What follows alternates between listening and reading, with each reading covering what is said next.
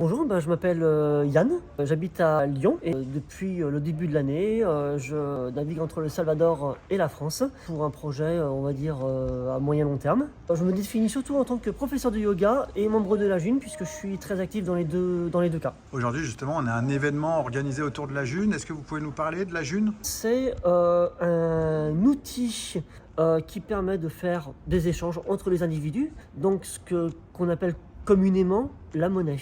Qui est à l'origine de la JUN? À l'origine de la JUN, c'est difficile de remonter très très loin. J'ai entendu l'année dernière une origine qui remonte à 1800 par une personne qui a soumis une idée. Mais l'origine officielle de la JUN, c'est un mathématicien qui je crois est également économiste, en tout cas pas forcément de diplôme, mais en tout cas de compétences, qui s'appelle Stéphane Laborde, qui est français, qui est né à Toulouse et qui a mis au point un concept.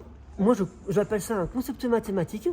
Ça s'appelle la théorie relative de la monnaie, TRM, qu'il a mis en libre accès sur Internet en 2010, je crois.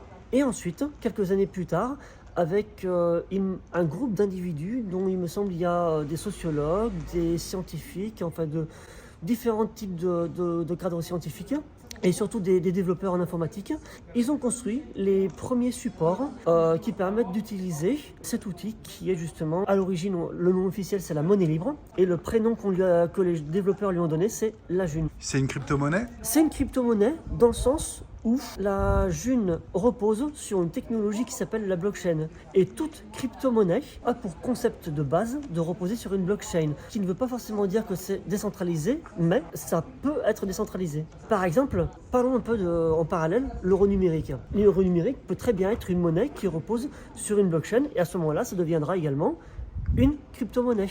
Et pour être également dans l'euro numérique, imaginons que l'euro numérique soit dirigé par un groupe d'individus, là ce sera centralisé. Le principe d'une blockchain, c'est que chaque personne est censée pouvoir accéder à ce qu'on appelle un serveur partout dans le monde. C'est ça la décentralisation. Mais si toutes ces personnes appartiennent à un même groupe, ça devient la centralisation. Si par exemple une entreprise utilise une blockchain et que tous les employés de cette entreprise ont un serveur, pour autant ce sera centralisé. Si au contraire c'est monsieur tout le monde, y compris les personnes en dehors du cadre de l'entreprise ou en dehors du cadre du gouvernement concernant l'euro ou une autre monnaie, là on peut parler de décentralisation parce que chacun aura, on va dire, un bout de l'accès à la blockchain, on va dire. Voilà.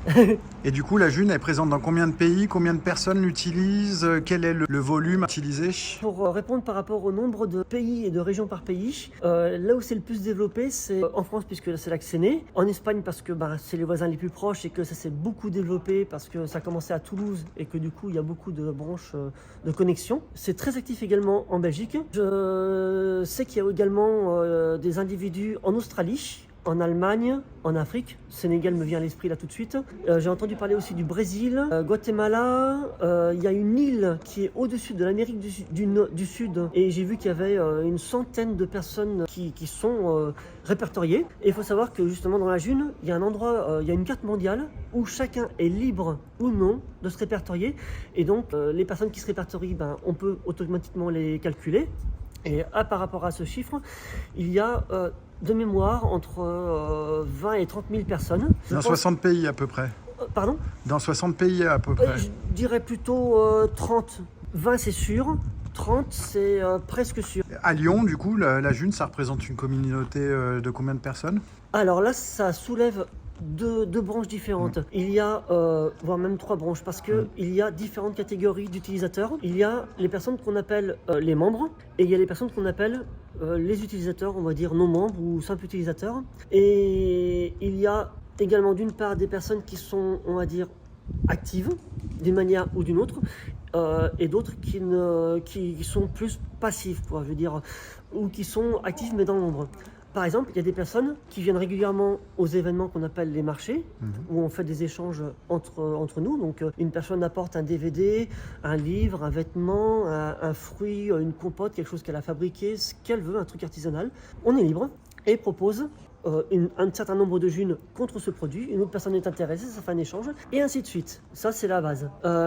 Et il y a d'autres personnes qui ne viennent pas aux événements parce que elles sont malades ou parce qu'elles sont occupées autrement, qu'elles n'ont pas le temps, etc. Et donc, il y a à peu près, sur Lyon, je dirais qu'il y a environ 5 à 10% des personnes qui sont dans la June, qui viennent régulièrement aux événements, et les autres, c'est très aléatoire. Et du coup, des événements comme aujourd'hui, vous en organisez régulièrement? Alors ça, c'est une réponse assez facile, c'est un par mois. Vous allez retourner au Salvador, je crois comprendre. Bon, c'est un pays qui a reconnu le Bitcoin comme monnaie officielle. Il y a un lien peut-être? Alors, ma curiosité fait que j'y suis allé, que ce soit pour le Bitcoin, que ce soit pour mieux connaître, pour voir comment c'était là-bas par rapport à ce que j'ai vu dans les vidéos. Il y avait beaucoup de choses qui étaient dites, que ce soit sur le président que certains appellent dictateur et que d'autres appellent président. Ça pose la question de ce que c'est qu'un dictateur et de ce que c'est qu'un président, puisque quand tu as des personnes qui appellent une personne dictateur et d'autres qui l'appellent président, ça soulève la question de ce que c'est l'un et de ce que c'est l'autre, de quelles sont les questions. Du coup,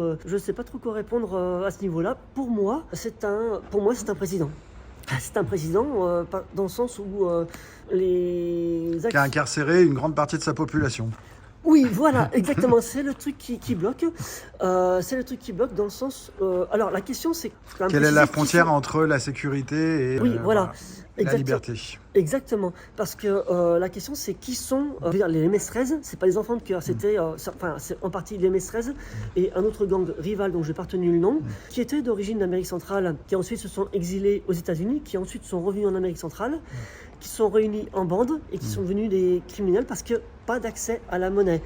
On en revient toujours et souvent au même problème, l'accès à la monnaie. Et c'est là que qu'une monnaie comme la June intervient, puisqu'en fait la June permet un accès à la monnaie à n'importe qui sur la planète. Donc ça soulève des questions, mais en attendant, ça peut être une réponse au problème qui est la criminalité. Puisque bon, quand on a accès à la monnaie, à part égale avec les autres personnes de son entourage et même du monde, à un moment donné, déjà ça décentralise la notion de décision, de gouvernance, puisqu'en fait celui qui possède, si on est tout le monde à avoir accès à la monnaie, à part égale, je pense qu'on peut facilement faire le lien avec la corruption qui serait supprimée, les conflits d'intérêts qui seraient également supprimés. Je pense qu'il y a beaucoup de choses qui seraient d'office supprimées du fait de la décentralisation du pouvoir à l'accès de la monnaie. Au Bitcoin, on a vu que ça n'a pas forcément empêché la criminalité. Ah, ça dépend dans quel pays. Il y a bien sûr des... Alors, le problème, c'est que je ne suis pas expert en Bitcoin. Moi, c'est plutôt la June. Donc vous étudiez, vous allez là-bas pour étudier un peu tout ça quand même. Étant donné qu'il y a le Bitcoin là-bas, je me suis dit que c'était un endroit propice pour développer la June, puisque il y a l'ouverture d'esprit, et que je me suis dit, c'est un endroit où ça peut être porteur, quoi. Après, bon, je ne connais pas le Salvador vraiment, et c'est aussi, du coup, pourquoi j'y vais, pour découvrir.